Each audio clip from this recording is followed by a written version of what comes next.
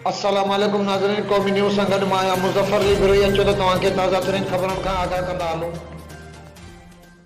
खबर शामिल करूं था। दादू का डिस्ट्रिक्ट रिपोर्टर फिदा हुसैन पावर जी रिपोर्ट मुताबिक़ दादू में 6 दिसंबर जे हवाले सां भरॻड़ी क़ालून में राग जी महफिल सजाई वई, जंहिंमें महिमान ख़ासि ठठो जे जग मशहूर दरगाह सूफ़ी फ़क़ीर हज़रत अब्दुल्ला मिसण ऐं अली अहमद मिसण जे सजादा नशीन सूफ़ी फ़क़ीर जकरो मिसण, सूफ़ी फ़क़ीर अली वारिस मिसण, अशफाक मेमण ख़ुसूसी तौर शिरकत कई। मौके ते राग जी महफिल के दादू जे मशहूर रागियन ऐं वकार ख़ुश्क ऐं फैसल असद ڀرڳڙي पारां सॼी राति सूफ़ियाणा ऐं सिंधी धरती सां मोहबत वारा कलाम ॻाए माहौल गरमाए वाह वाह करे छॾी।